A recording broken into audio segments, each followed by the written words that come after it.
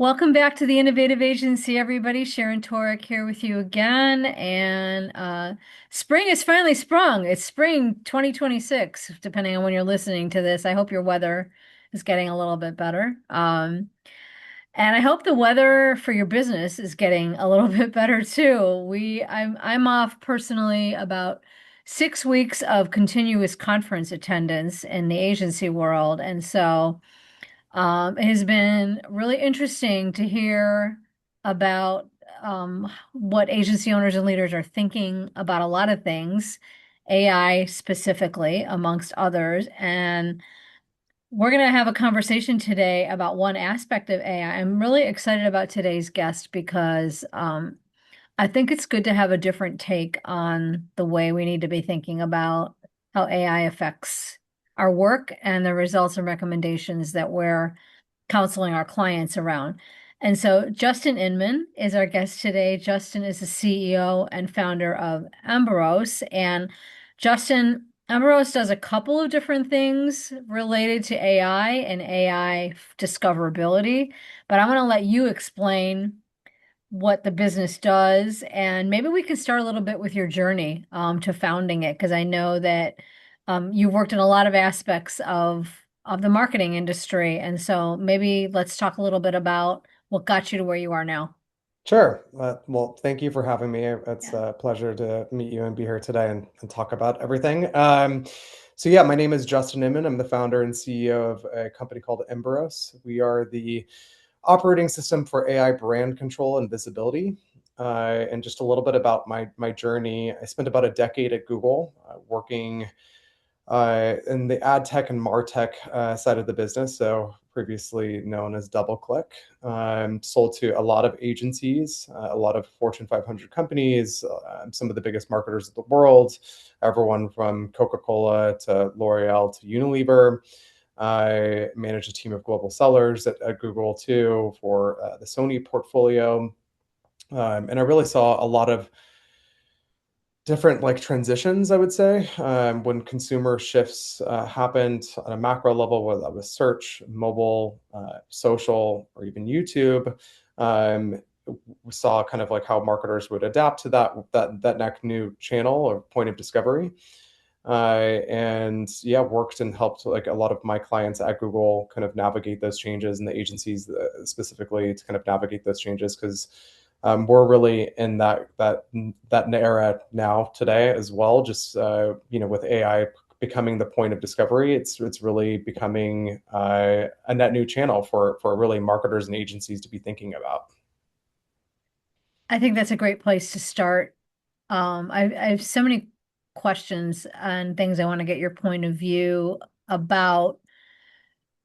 So let's start here, I guess. What do you wish most agencies understood better about how the game has changed in terms of findability, discoverability of the brands that they work with? What do you think are some of the big misconceptions that they're dealing with, or what do you wish they understood better about how to be more effective right now in making their brands more discoverable?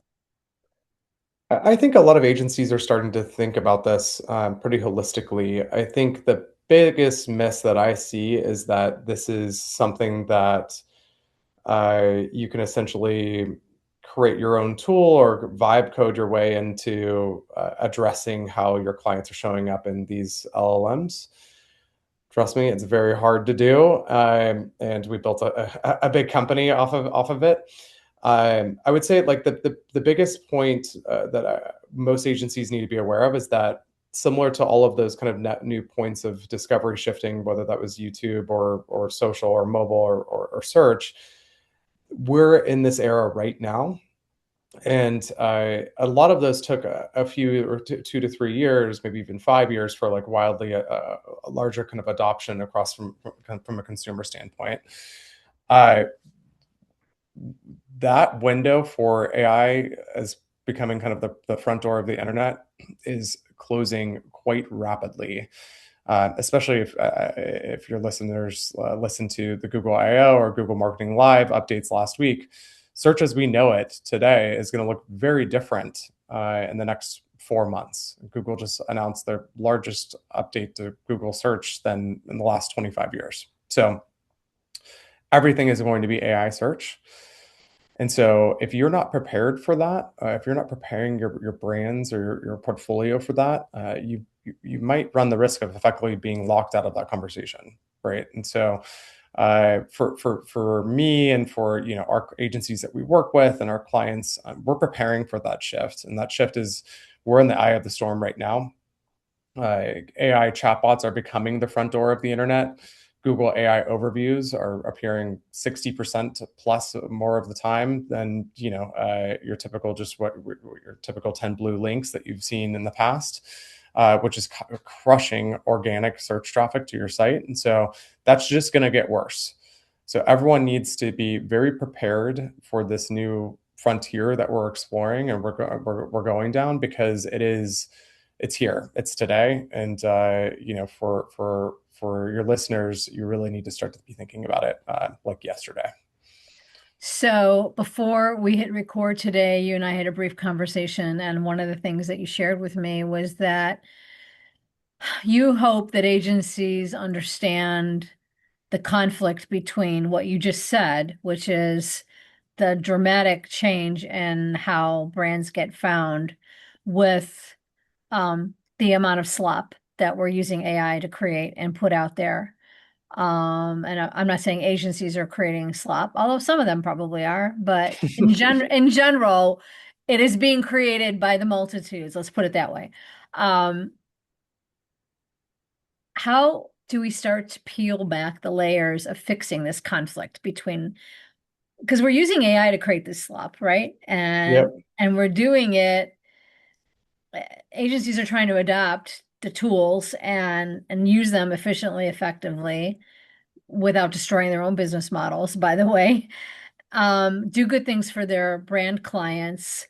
And the same tools they're using are hurting them, even though they're trying to learn them in real time to help the brands they're working with. So with that sort of dynamic swirling around them, what's the low-hanging fruit here in terms of how you approach it? What questions should agencies be asking brands, or what things should they stop doing or start doing, um, to try to get the beginnings of a hold around this? Right. I think at the most basic level, good SEO is good GEO, which is generative engine optimization or answer engine optimization. It's that is the baseline, and I think every agency should be not scared, but like leaning into making sure that they have the right schema on their page, or they're creating the content that people are actually asking about. I think what we talked about before pressing record is that there's a concept with other platforms in the space that are saying, hey, we will create an easy solution for you, which is basically here's an AI generated article that you can push out to a bunch of syndicated publishers or push out to your site that really doesn't have the context of like, is this product out of stock, or does the brand even want to be pushing this? Right. And it essentially hacks the system.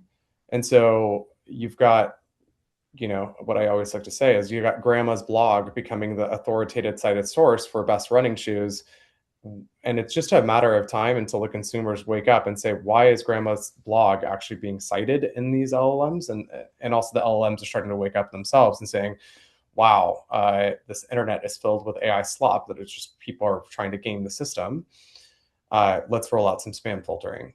So I think for your agency listeners, they just need to realize that it might look intriguing to do these kind of short-term hacks where it's just an easy fix and you can get an AI generated thing and 1,000 different variations of articles or websites or whatever kind of the offering is that you're sure you're getting pitched on. The biggest thing I think for everyone to remember though is uh, it's a short-term gain. And so you'll have to constantly be in this vicious cycle of constantly being pushed out different variations of articles and things like that. And the biggest issue that I see just from my time at Google is if you are constantly spamming the internet, there is a good risk that you'll be delisted from search. And so if you're delisted from search, it's game over. You do not want that. It's has detrimental effects to your portfolio accounts that you're managing as an agency.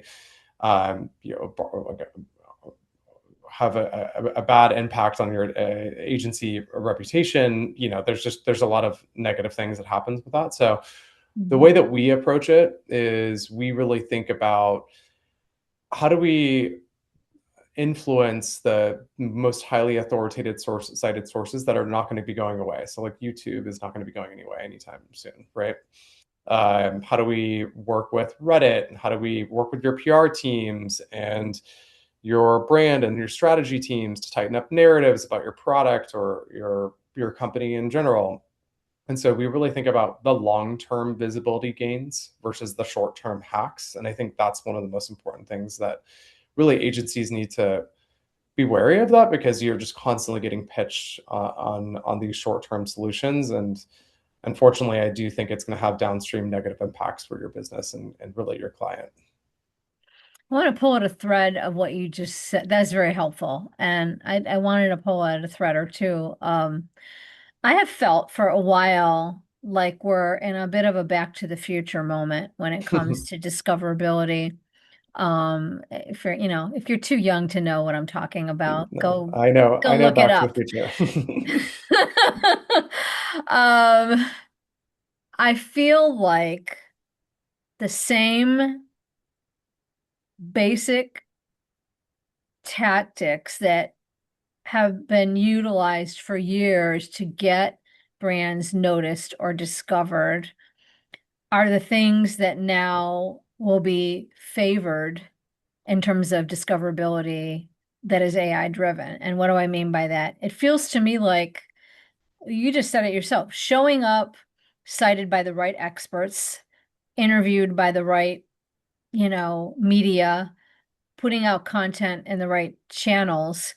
These are things that PR has been teaching us for years are the ways to get noticed well, right? And for the right things. So for me, it feels like a very retro kind of a minute in term and I don't hate it, to be honest with you. I think it lends itself to authenticity a little bit more strongly, but I'd love to get your reaction to that. Does it feel a little bit like that to you too? I think a portion of it does, for sure. And I think the PR teams are more relevant than they ever were right now because I think that they have been singing, preaching with us from the top of the mountains for a very long time. But the way that social discoverability or mobile or video or whatever, it kind of blocked PR out of the conversations in some capacity. Mhm. I I think it's much broader than that. I think that there's different other like strategies. Yes, the PR piece is incredibly important, and you need to be listening to your PR team and on where to get cited and how to get cited and how to get that general authority and really fame across your brand. But it's also like your social team, right? Like if your social team is out in the market, or even the creators you work with or the podcast you're on. And there's different narratives that are happening between your PR team versus your social team versus your PR team versus your site owned content. That is where the LLMs get very confused about what you are as and who you are as a brand. And so the more that you can kind of orchestrate those narratives across all of the different aspects of your brand or your agency portfolio, the better off you're going to be because that's not where you'll limit the amount of hallucinations and you'll get recommended more because if AI can't figure out what you actually are, what you're promoting, or there's different framing for different products or movie titles or whatever across different surfaces, that's where the hallucination starts to happen. So I think, yes, Sharon, like I think the PR piece is incredibly important, but it's much broader now. It's really everything you touch, and there's really kind of becoming a collapse a lot across a lot of different areas of your business that AI is picking up because that's how the LLMs work. They scan the entire internet, so it's not just your PR; it's everything. So is it better to show up in fewer places but consistently than it is to show up in a lot of places, but with messages that don't seem one like the other, in your opinion? I think it's always good to show up a lot of places, but yeah, you need to have your right messaging across the board. So Yeah. I think it's going back to the drawing board and doing like a full audit of who's doing what and making sure that there's a narrative or a messaging that's on point across all of your other kind of teams that touch your digital footprint. Yeah. That, Now, I think it's really important to be on the highly authoritative side of sources too, right? It's not just that. You have to have, you know, third-party reviews and everything else. So, uh, for me, it's a little bit of mixture of both. And I think the biggest thing is make sure that that narrative and how you're going to market across every single touch point is consistent, and that will help you for the long haul, but also making sure that you're on the most highly authoritative cited sources as well. got it. I'm really curious about something, and given the platform that you built and the focus that you have on discoverability, specifically, are you noticing a difference in, let me put it this way. Have you noticed a lack of consistency in terms of findability between the major platforms? In other words, are you generally likely to get um, to be as findable on one major LLM as you are the other, as you are the other. I mean, they all operate very differently, right? So if you look at their how Yeah. they are using their data or their inputs to train their model. I mean, Grok is obviously highly on X, and Gemini, you know, Google backed. So the way that we approach it versus optimizing per model is we know the biggest rocks to move, and so when we work with our agencies and clients, we say, hey, don't try to optimize the model. You'll always be in this like vicious cycle of constantly trying to, you know, get cited into ChatGPT and or Grok or Perplexity. Here are the tried and true tactics that we know that will have the biggest bang for your buck across all models, Hmm. because it is cleaning up your site, cleaning up your third party, or getting cited on Reddit and doing YouTube. And so we know that these surfaces are going to be ones that all of the models pull from. And that's why it's important versus, hey, look at how you're getting recommended in ChatGPT versus Grok. Hmm. And do you feel there's a difference in the approach that consumer facing brands versus B2B brands need to be thinking about this, or are the fundamentals very similar? The fundamentals are going to be similar in the sense of making sure you have a structured FAQ on your site and making sure the narrative is correct and you know, fundamental SEO things for the baseline. Hmm. Where it starts to get very interesting is, you know, we work with a biotech firm that has a ton of research that's been historically gated and so not been scannable by the LLMs. And the stuff that is scannable by LLMs is a, you know, 700-page PDF. And you're like, that's not going to work. Um, you know, Really? we also work with like a movie studio that like they have really tight windows for their titles to be discoverable, right? And Mhm. so what we need to do in terms of that period of time for a 4-week period or a 5-week period is much more condensed, and it needs to be on cited sources that or surfaces that consumers are going to research that specific movie. So it really depends on the client, the industry, the period of time, and different tactics and strategies will help depending on their goals. Mhm. But I will say across the board for all of the verticals we work with and all of the agencies we work with, it is the foundational pieces are very similar, which is making sure you have a authoritative like voice in your messaging, making sure that, you know, the site itself is readable for LLMs to pick it up. There's just, you know, basic things that I think every brand or product influencer creator needs to know. Uh, the rest is kind of built upon it, depending on kind of the vertical and the overarching KPI that we would want to explore. Got it. I'm learning so much here. I honestly had never really considered the difference in an approach between a campaign that's focused on a very short or brief burst of activity, like a movie release versus, a new toothpaste that comes on the market. I really hadn't occurred to me that you might take a different approach to findability based upon those different goals. It's very Yeah, fascinating. I mean, for the movie studios, they spend months and months promoting a movie, and then once the movie airs, it goes over to a different team, and they don't ever talk about it again. You Hmm. know, same, very similar to political as well. It's like Mm. you basically are working to election day, and then it's all over.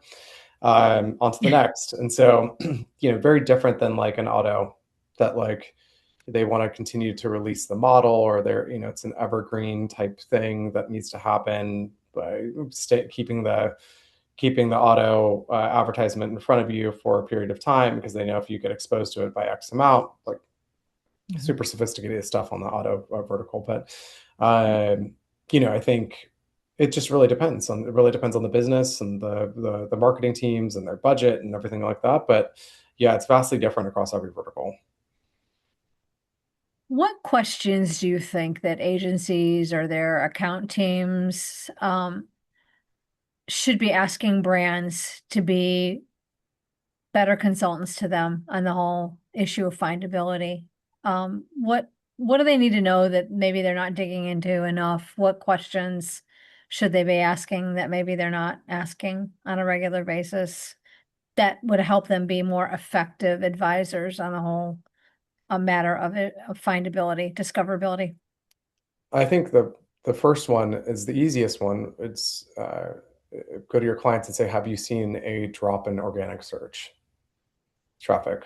Mm, That is the easiest one, and almost guarantee you, if it's not today, in the next 6 months, they will say yes, got because it. the world is changing very rapidly. Yeah.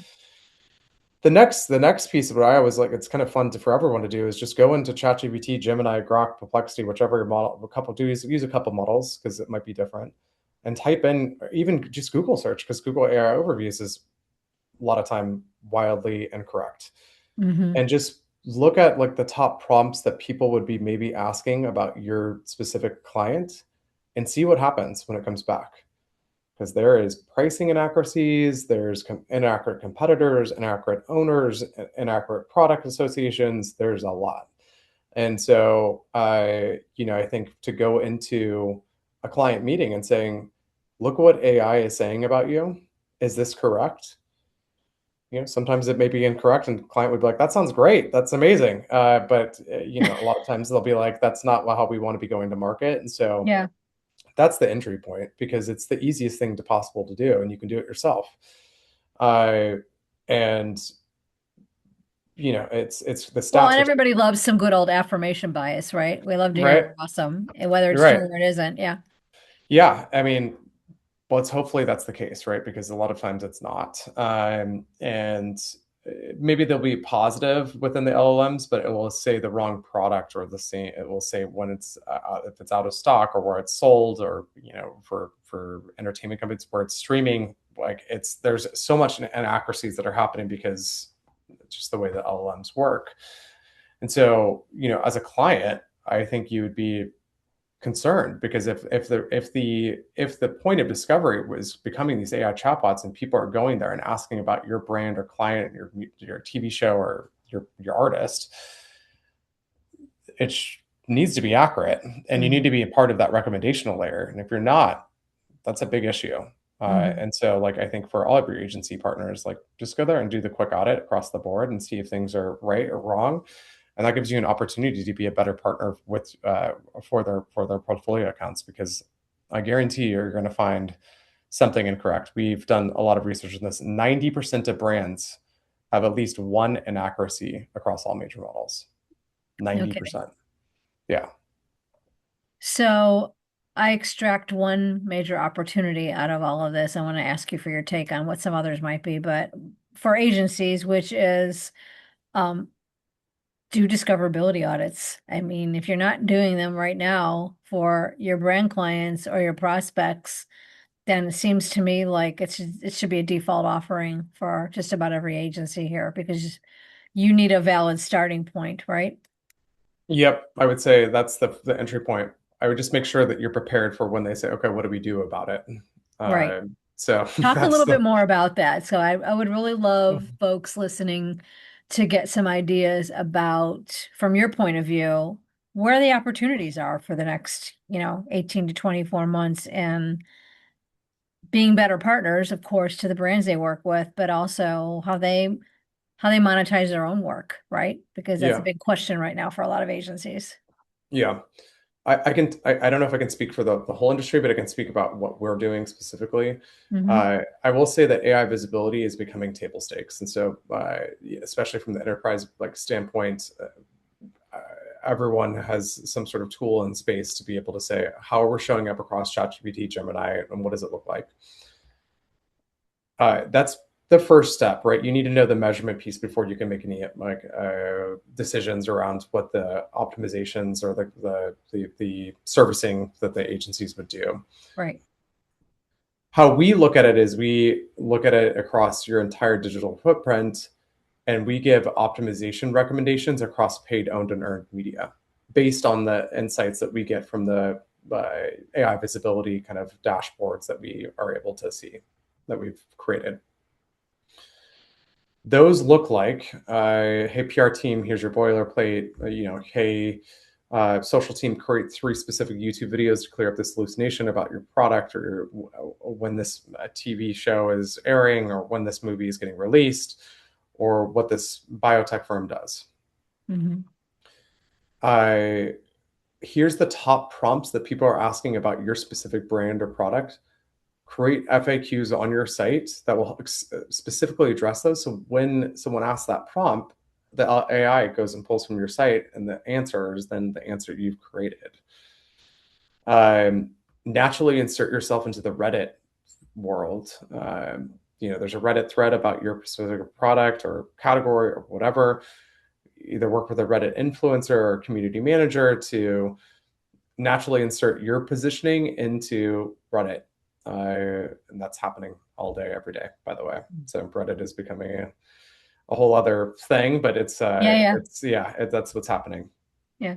Um, and each one of these, for an agency, each one of these is an incremental revenue stream for you, right? You say, hey, we can help fix this. We can help do the Reddit piece. We can help do your site. We can help do the YouTube videos. We can help do, depending on the skill set of the agency, but it's an incremental revenue streams. And so I think that's why agencies like us, just because there's a lot of work that needs to be done. And a lot of times the brands that we work with, they don't have the skill set or the resources to be able to accomplish those things. Um, yeah. I think that was just a lovely playbook for most independent agencies about how to not only help their clients be better counselors to their clients, but a big question for a lot of you listening, and I hope you are taking a break from multitasking and writing some of those things down because that's your revenue generation path through parts of this. And, I've been a little bit on a warpath lately about how agencies need to deal with the change in their revenue models that AI will be forcing upon them. It's not a Yep. bad thing. It's just a thing that forces you to have to think differently about the value you're bringing and how you're going to monetize that. One way is to focus more on the IP you're developing and monetize that. But Justin just sort of laid out a playbook for how to lean into AI discoverability specifically and create the relevant services that help your clients get found better, faster, more effectively. Um, and I think those are the details that most agencies are scratching their heads about right now because there are so many different ways you could spend your time and your money, right? Yep. To get ready Yep. for it. We What do we do a good job of saying, hey, before you even make that change, here's what we predict will happen, and here's how much we think it will cost and the average time to do it. And then after that change has happened, we actually close the loop and say, this is how much visible lift came from that specific change the agency did. So it's actually Oh. the true like first closed loop system. And I think that's important too, because there's a lot of platforms or even just like LinkedIn influencers giving you a ton of things to be able to do, but they never actually tie it back to like the true visible lift. And so for us, it was important for us to work with our agencies and our partners and say, before you even do this, is the juice worth the squeeze? And that's, like that was important for us. And now when we work with our agencies, they decide, make that decision, they get the sign off from the client, it's an incremental revenue stream, and then they can actually prove that their work is actually driving visible lift. Hmm. I love it. And client and brands expect to see that more and more. No. Correct. Yeah. Yep. So if you're looking through the Emberos crystal ball, for the next 18 months or so, what do you think we should be ready to see or experience when it comes to discoverability? I think there's going to be a massive collapse of a lot of different industries within our space. And what keeps me up at night is the publishers.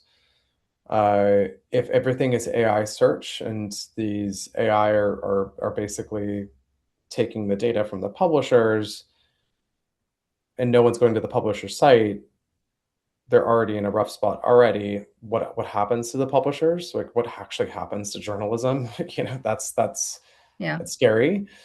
Uh, I would say there needs to be a little bit of a reckoning from the publisher side to get more cited into these LLMs and get rid of these like long form blogs because the consumer expects this to be an already filtered experience, right? Where it has high authoritative journalism that's happening that can kind of be in the response versus just like AI generated article that happens. So I think there'll be some sort of reckoning that happens because if it's just AI slop eating AI slop, right, then we are all going to be living in this echo chamber of AI slop, and that's pretty concerning. Hmm. I think if I'm looking at the future of the internet, I think the biggest update from Google in the last 25 years is pretty telling of where we think the world is going to be in as little as 6 to 12 months.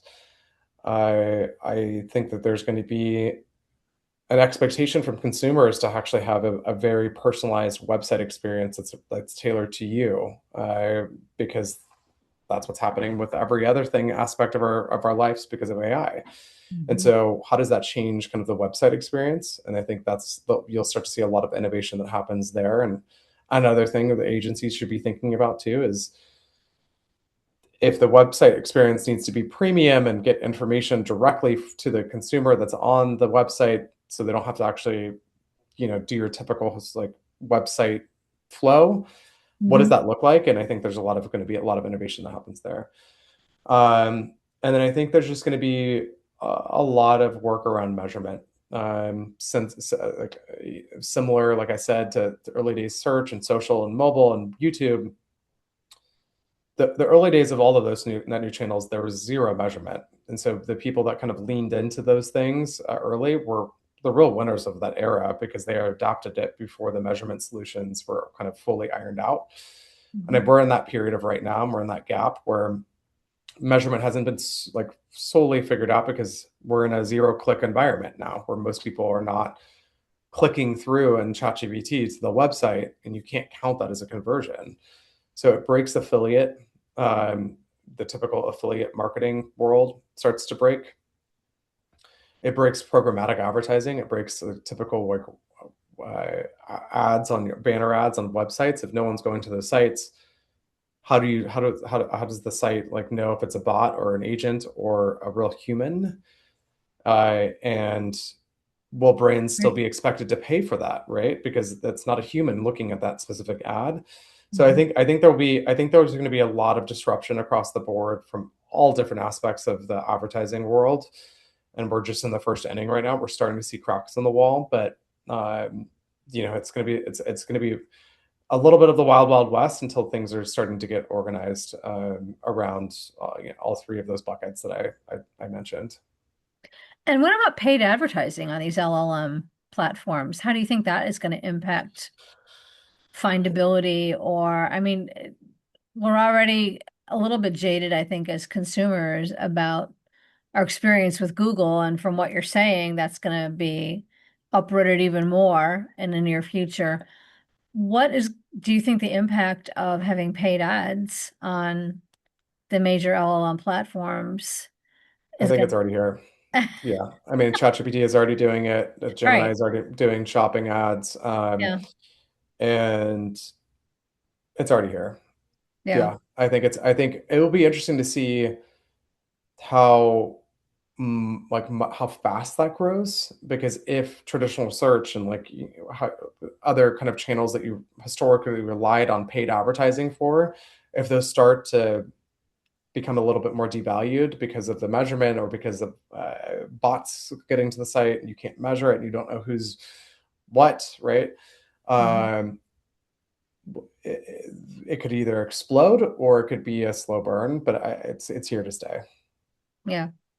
Yeah. I mean, I don't have your expertise, but I'm personally neutral on the impact that's going to have for agencies. Because on the one hand, it completely disrupts, and on the other hand, disruption always creates opportunity, right? I mean, somebody's got to create these ads and create a strategy for them and pick the platforms, and that's the same kind of work that agencies have been doing, buying social Forever. platform ads, and yeah, for Yeah. all this time.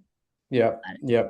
Yeah. I think it's I'm not part of the camp of like AI is just going to take all of our jobs. I think that it might be a little bit of a valley before we reach the peak, but I mean, early days internet, everyone was like, all of our jobs are gone. You know, Yeah, you and I are here today because the internet exists, right? right. So I think that there will be a ton of innovation, and jobs that don't even exist today will be existing in the future that we're not even aware of, right? That we're Yeah. not even thinking about. So And I it'll think be interesting to marketers see. are really good at being leaders when it comes to stuff like this, taking technology and helping to democratize it, if you will, in a consumer facing way. So I Yeah, think there's lots of opportunity for agencies there.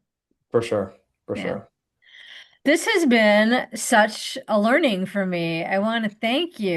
And I also would love it if you would tell folks how they can find out more about Emberos or connect with you individually and learn more about the work that you're doing.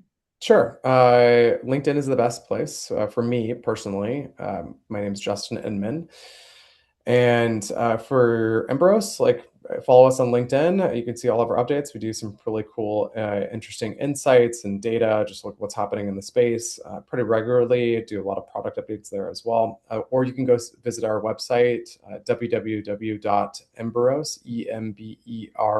Emberos.ai. And you could book a demo, or reach out to us there, and we'll be more than happy to connect. Awesome. Justin Inman, thank you so much for joining me today. I really enjoyed our conversation, and thank you all for joining us. We're looking forward to seeing you on the next episode. And until we see you again, everybody stay well. Take care.